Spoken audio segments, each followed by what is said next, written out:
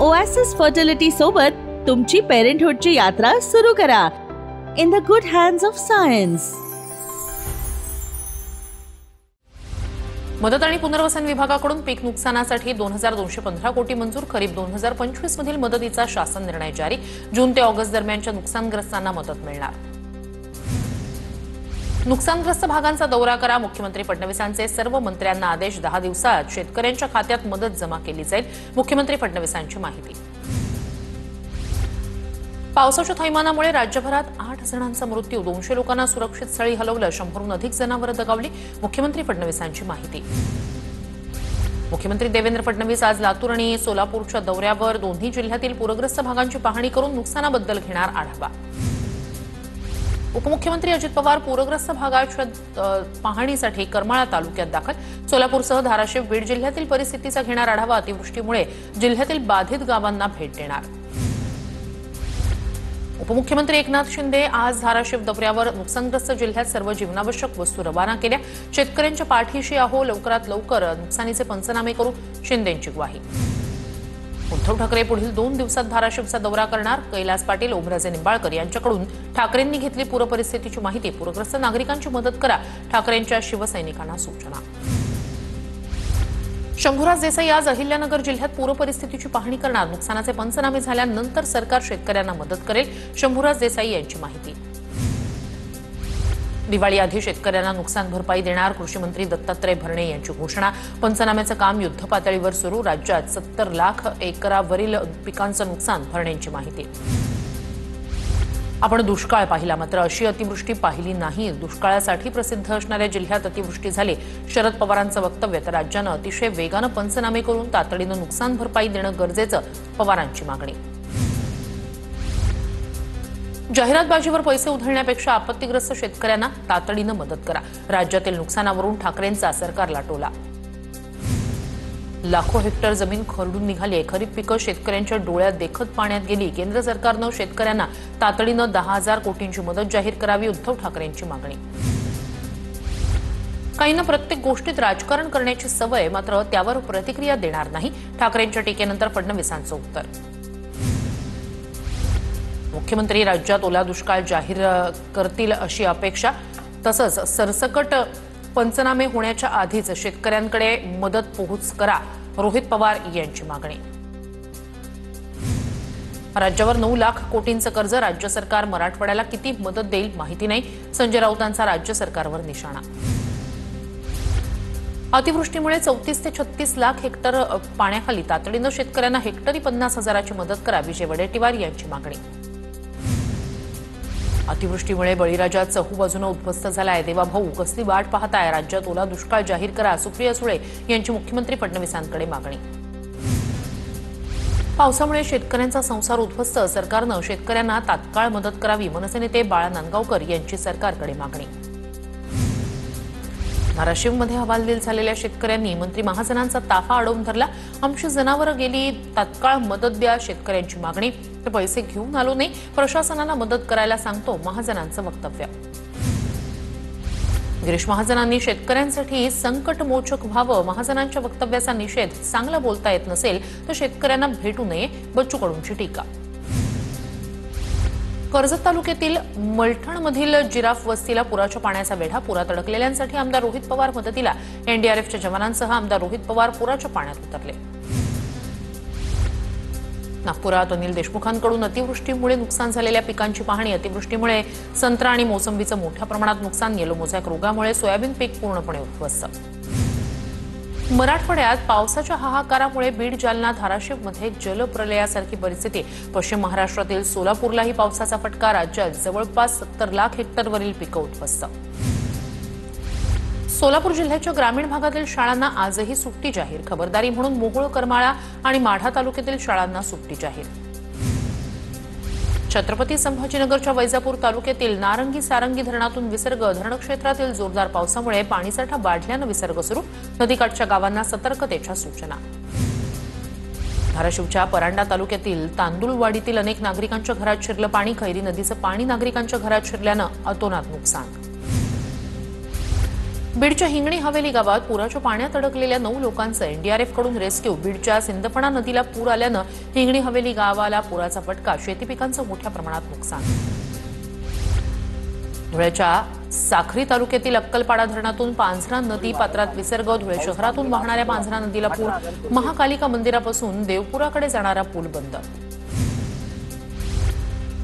नांदेडमधील विष्णुपुरी प्रकल्पाच्या 16 दरवाजांमधून गोदावरीत विसर्ग सुरू। गोदावरी नदीनं ओलांडली धोक्याची पातळी। पंचशील नगरमधील लोकांच्या घरात शिरलं पाणी। धाराशिवच्या भूम परांडा तालुक्यातील लहान मोठे तलाव ओव्हरफ्लो। भूम तालुक्यातील डुक्करवाडी इथल्या साठवण तलावाचा सांडवा फोडला। खबरदारी म्हणून धरणाचे सांडवे फोडण्यास पाटबंधारे विभागाकडून सुरुवात। जळगावच्या पारोळा तालुक्यातील तामसवाडीच्या बोरी मध्यम प्रकल्पाचे सर्व 14 दरवाजे उघडले। बोरी नदीकाठच्या गावांना प्रशासनाकडून सतर्कतेचा इशारा। लातूर जिल्ह्यातील कार्ला गावातील 500 एकर शेती पूर्णपणे पाण्यात बुडाली। कार्ला गावातील शेतकऱ्यांना तेरणा नदीच्या पुराचा मोठा फटका। नाशिकमध्ये गोदावरी नदीच्या पाणी पातळीत वाढ। नदीपात्रात असलेल्या मंदिरामध्ये अडकलेल्या चौघांना बाहेर काढलं। अग्निशमन दलाकडून रेस्क्यू ऑपरेशन। सोलापूरच्या माढा तालुक्यातील दारफळ गावातून नागरिकांचं रेस्क्यू। हेलिकॉप्टरच्या सहाय्यानं इथे अडकलेल्या नागरिकांना करण्यात आलं रेस्क्यू। धाराशिवच्या परंडामध्ये वृद्ध महिलेच्या घरात शिरलं पाणी। धान्य भिजलं, घराची भिंत कोसळली।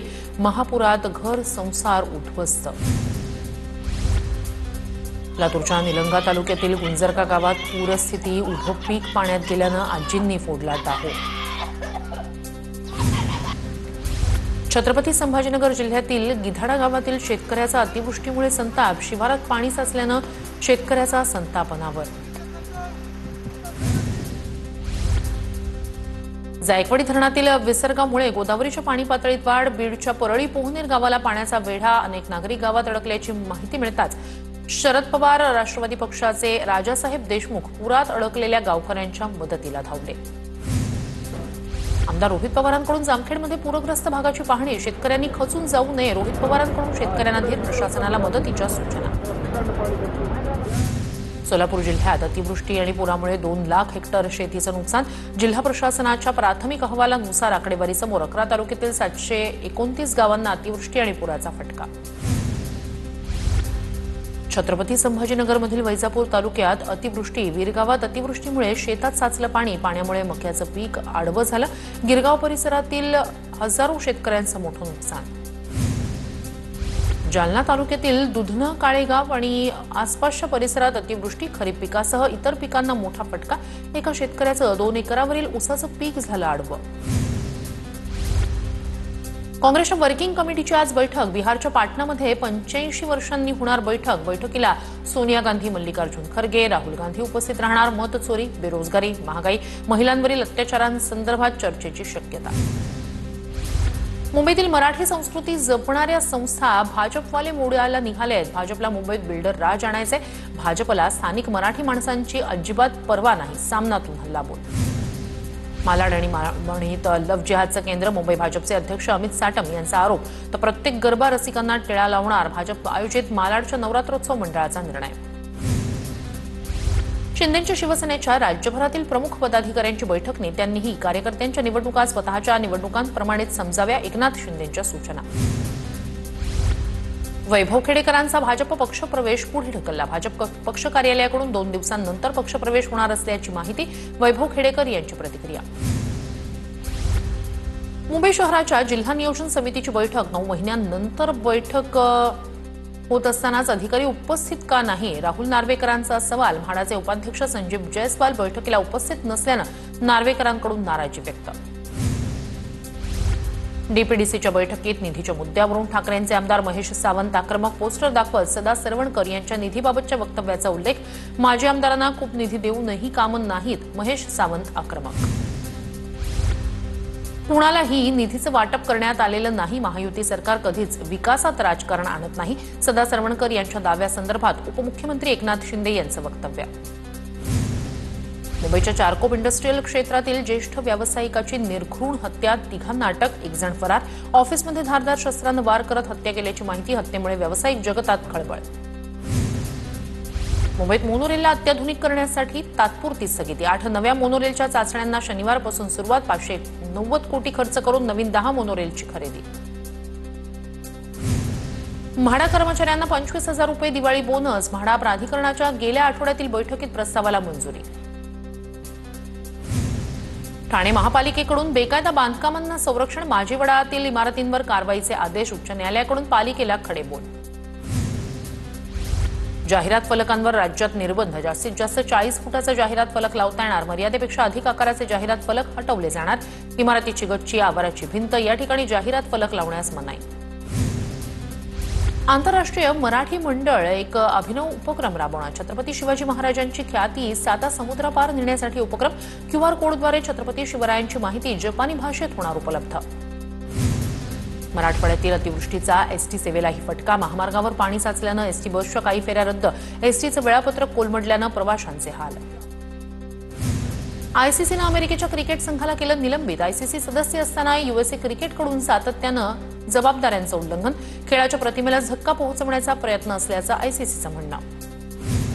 जिल्हा परिषद निवडणूक डिसेंबरमध्ये होण्याची शक्यता. मतदार याद्या 27 ऑक्टोबरपर्यंत प्रसिद्ध करण्याचे आदेश. हरकती सूचनांसाठी 8 ते 14 ऑक्टोबर दरम्यानची मुदत.